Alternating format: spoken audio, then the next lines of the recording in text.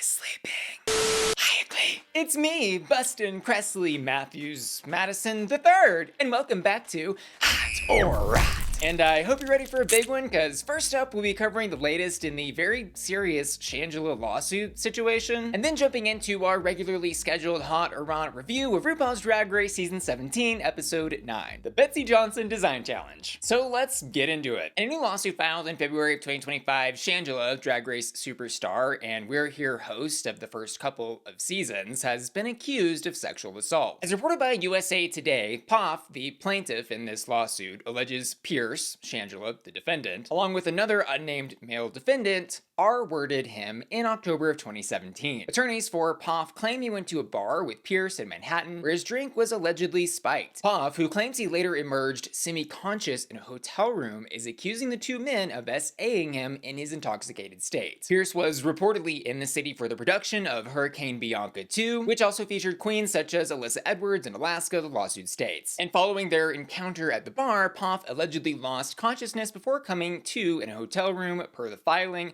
where he found himself being without his consent by the John Doe while Shangela allegedly watched. Poff claims the reality TV personality subsequently him as well. And the article goes on to report that in the filing, Poff was then reportedly sent money by Pierce via PayPal after the alleged assault, according to Poff's complaint. Poff is demanding a jury trial and unspecified compensatory and punitive damages. This lawsuit, however, isn't the first the internet has heard about this specific case of alleged SA. The plaintiff in this case also published a video to their social media profiles last year, where they detail an experience with a person they name as DJ in the video, where Poff says he confronted this person DJ about the alleged past SA. In response, Poff says DJ simply said, "I'm sorry you feel that way." Here's a short clip of that video, which can now be found in places like Reddit. Last weekend, I was out in West Hollywood with some friends at a restaurant, and I saw the person who sexually assaulted me getting sat on the back patio. So I took a moment, gathered myself, and went up to his table and let him know, "Hey, I know what you did, and you know what you did, and I believe all those boys' stories," referring to the Rolling Stone article about them. He looked me in the eye and he said, "I'm sorry you feel that way." Again, though, this video was published sometime last year in 2024, and the lawsuit we're discussing was published in February of 2025. In response to the allegations in this lawsuit, Shangela has taken to her social media profiles to post a written response. "Hi y'all, I started off my week super grateful for life, texted with my mom, repacked my drag bag, and it's just been minding my own little gay business. Then here comes some BS. Being falsely accused in the most heinous ways is very difficult to endure. I'm advised to stay silent, and I'm doing my best to continue on without engaging in a back and forth with dishonest people seeking money or a moment. It's not worth it, I tell myself. Even though none of these false claims have ever prevailed against me, my career, my character, and even my family have suffered. I appreciate all y'all who see through this type of mess and have checked in on me during dark times. Growing up in a small town, my dream was always to entertain people and hopefully make a positive impact on the world. I worked nonstop publicly and privately to achieve this. I never imagined, though, that fulfilling my dream would also come with shocking betrayals and slanderous attacks. It seems like the further you go, the more people want to see you fail, but I won't give up. I hope none of you ever have to go through this. It hurts. Their goal is to characterize a successful black gay drag queen as a threat. But my goal is to never let evil win. I will continue to fight with the truth, and with time, I know the truth will prevail. Still grateful for life and sending love always, XO, Shanji." And I'll say, as a third-party onlooker into this situation, we should do our best to remain unbiased and wait for the truth to come out in the courts. However, I can also acknowledge it's really hard in this specific situation to stay unbiased, because this isn't the first SA lawsuit against Shangela that's been filed. And these lawsuits aren't the only place we've seen SA allegations against Shangela. In a video I published last year that I've linked below you can watch to catch up on, I covered the original SA lawsuit against Shangela as well as the SA allegations that were detailed by 5 other men in a Rolling Stone article, where some of the people in this article talk about being scared to follow up with legal proceedings regarding their allegations because of a fear of backlash. Out of respect for everyone involved, though, I will ask that should you be discussing this topic in the comments below, you focus on the facts that we have available at this time from the public court documents. And remember that we both have to hold space for the victims of alleged crimes like this to feel safe coming forward with their story, while also not forgetting that legally speaking, someone is innocent until proven guilty in the eyes of the law. With that said, I will be following this case closely, and I presume there will be more to come. And now, without further further ado, let's move on to episode 9 of RuPaul's Drag Race season 17, where our queens were challenged to create looks inspired by the one, the only, the iconic Betsey Johnson. We also, in this episode, got the reading mini challenge, which I do want to quickly call out as one of the better we've seen in recent history, where with the exception of Arrietty, who struggled to land a punchline at all in any of her reads, we do see Suzie end up winning with reads for Onya, who she says in drag looks so pissed off that she looks like how Rosa Parks felt about Lydia's Snatch game, and for Lana, who she read saying, all you can do is disappoint the judges. But I also really enjoyed Jules's read for Kori, where she says Kori is now identifying as they, them, not for being non-binary, but for being the size of a group of people. And the read Lydia gave Kori, where she said, you may be my top, but to the judges, you'll always be in the bottom. As the winner of the reading mini challenge, though, Suzie gets to pick which design brief she wants first, and also gets to pick the next queen to pick their design brief, of which there were 3: Punk Grunge Flappers, Prenup, and Betsey's Prom. But even though there were only 3 groups, the queens were ultimately judged individually, with workroom walkthroughs and guest judge appearances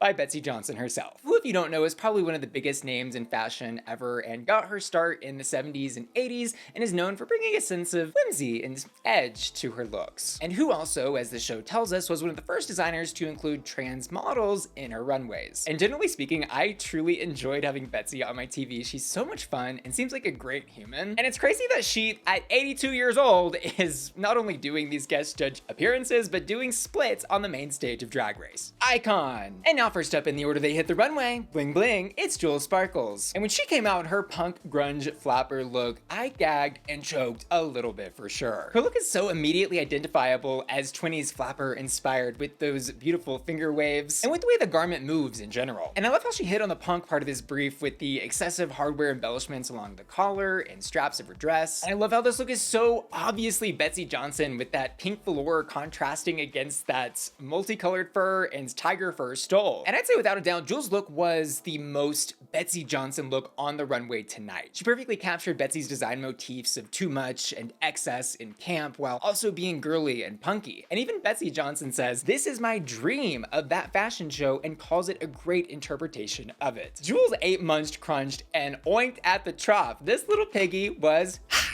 And next up, Betsey Johnson, Betsey Johnson, Betsey Johnson! It's Lydia B. Kollins. And I've got to say, I do think Lydia had a good concept of a design for this dress, but that final execution was just a little bit of a mess. It's clear she understood the Betsey Johnson directive with all of the animal fur and hardware pieces and accessories swirling and flinging everywhere in the dress in the bottom part, but the actual dress, like the part on her torso, is really difficult to look at because there's so much going on, and it's affecting the way, seemingly, that it fits. It's sagging, it's falling off, it's tight in some places, there's holes in others, and it just overall didn't feel like a polished piece of work. Lydia just didn't quite clinch it here, so I'm gonna give this look a rat.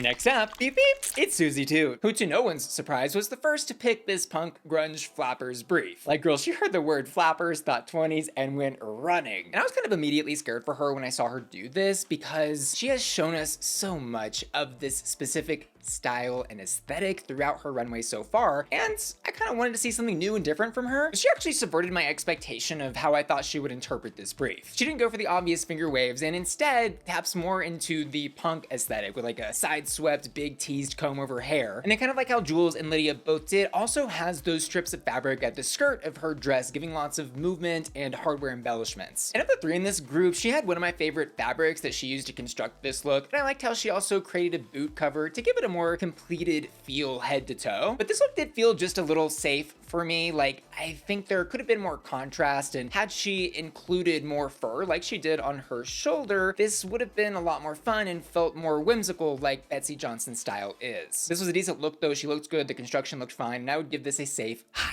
And next up, shake that steamy plastic cup full of mysterious yellow liquid.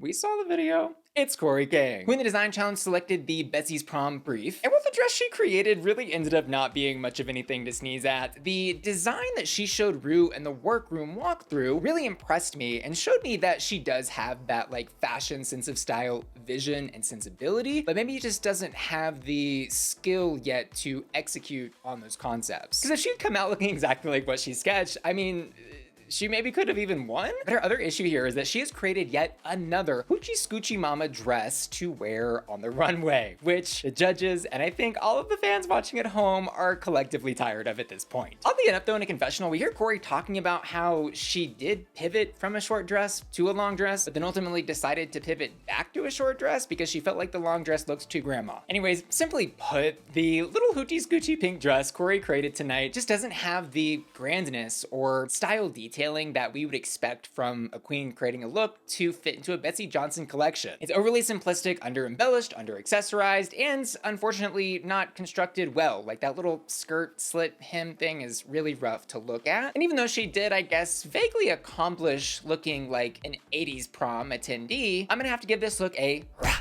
And next up, feeling bothered, it's Onya Nurve, who in the workroom walkthrough is another queen who has a really good sketch that even Rue gets excited for that just ultimately goes kind of south. But let me say, I really liked the ambition and nerve Onya displayed in taking such a risk with this, because she could have just taken it easy and gone simple like Kori did, but she went for the full-length gown. She put 3 bows on the front. She's got a bow with a train. She even has ruffled the hem at the bottom of the dress that she's wearing, and overall, I think, looks very Betsey Johnson. This look is kitschy, campy, girly, and fun, but I do see what the judges were saying when they were critiquing her about the construction details of the look. Some of the shaping and sizing in that top part are kind of awkward. The back is a little strange with the way everything comes together. And like, no, it isn't a perfect look, but I think the fact that the judges were critiquing this look so harshly just shows us how many good designers and seamstresses we have in this cast. And overall, I can see why Onya was a bottom 3 placement, but I am still gonna give this look a warming.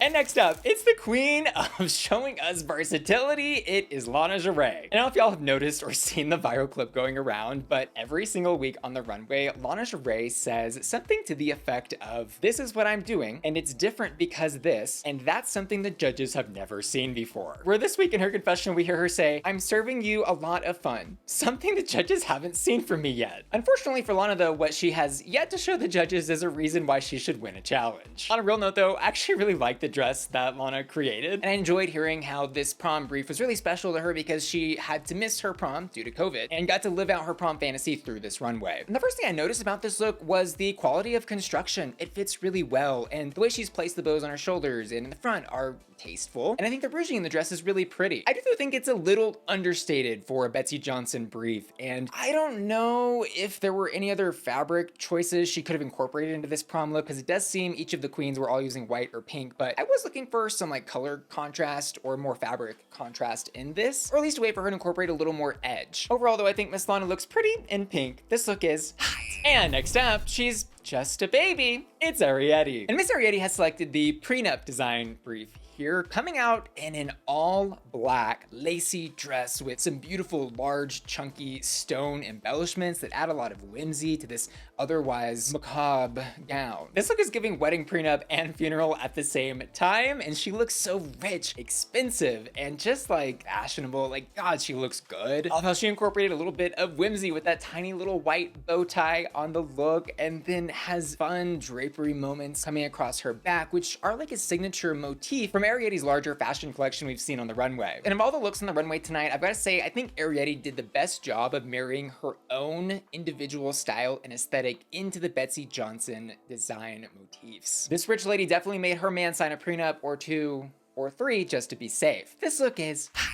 And next up, snap out of it, it's Sam Starr, who's also designed a look in the prenup collection tonight, and Miss Sam did such a good job. She is really good, I think, at creating clean lines and an aesthetic that is very obviously prim, proper, and Sam. But here, also very Betsey Johnson. I think she made such a good choice in marrying the white and black fabrics to give contrast in every part of this look, from the skirt to the bandeau to the gloves. It also clearly had so much fun, like Betsey would, in accessorizing this look, like with, for example, the Ride Me chain belt that's across the front of this outfit. Papa don't preach, this look is hot. And last, but certainly not least tonight, I can hear the wedding bells already. it's Lexi Love. And going into this challenge, it's clear Lexi is feeling the weight of her safeness pretty heavily. She hasn't gotten a win since the double premiere episodes and is apparently feeling a little overlooked by the judges, and is specifically upset because the previous 2 design challenge looks she's created failed to get the judges' attention. I will say, even though Lexi didn't win the previous 2 design challenges, she certainly did create some of the most memorable looks, because I will never forget when in the Monopoly's design challenge runway, she walked out and just threw a bolt of fabric to the back and walked it like a train. And I'll never forget how she cut a head hole in a giant piece of tarp and called it a dress, and looked good in it. This runway though completely blew me away from the second she turned around and revealed everything that was going on. She gave us a full bride standing at the altar looking better than every bitch in the entire world fantasy in this look. That veil that she has over the top of the rest of the garment she's created makes such a beautiful silhouette that is so unique on this runway, and so perfectly, in a very Betsey Johnson camp way, I think, captures what was asked of the queens in this brief. Plus, I love how she's given a nod to Betsey Johnson's whimsy with like the rainbow wig, and also the pins and the flower bouquet to sign the prenup. That was a gag. Miss Lexi, I'm the one that's blushing.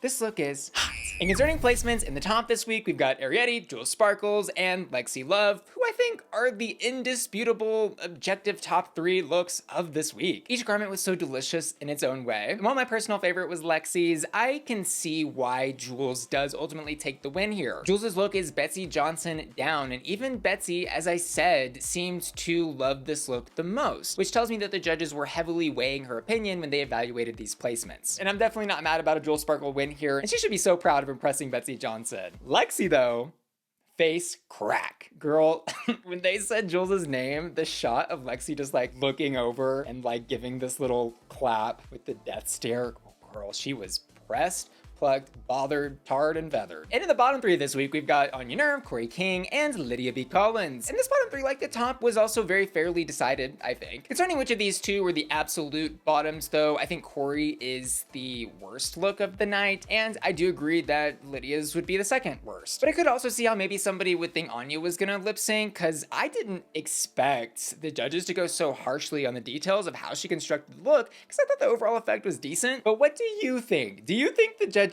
picked Lydia and Kori just so that they could see a lip sync between Lydia, or was this the rightful bottom 2? In our lip sync between Lydia though, there's a lot on the line because this is both queens' second lip sync of the season, Kori's second in a row, and these 2 obviously are dating, or at the time of filming were at least publicly professing their interests to each other. This was one of my moments where my Drag Race conspiracy alarm was going off though, because we've got the 2 queens who are together in a lip sync in the bottom 2 to a song called Kiss Me Deadly by Lydia Ford, which is about kissing the guy that you like, which just feels like too many happy coincidences occurring at the same time, but let me know what y'all thought about that. These 2 do make the most of this lip sync though, and give us a big old kissy makeout at the end of the song, perfectly putting a bow on the story arc of their relationship, because they had been very, shy about it all before, but here, let it all hang out. Regarding how they individually did in this lip sync though, I would say they both did good. This was a good lip sync from both queens, but I do think Lydia put up a little more of a fight. And so I here also agree with the judges' decision to let Lydia stay and have Kori sashay away. This is obviously pretty sad though to lose Kori, because she's the narrator of the season. She has got to have more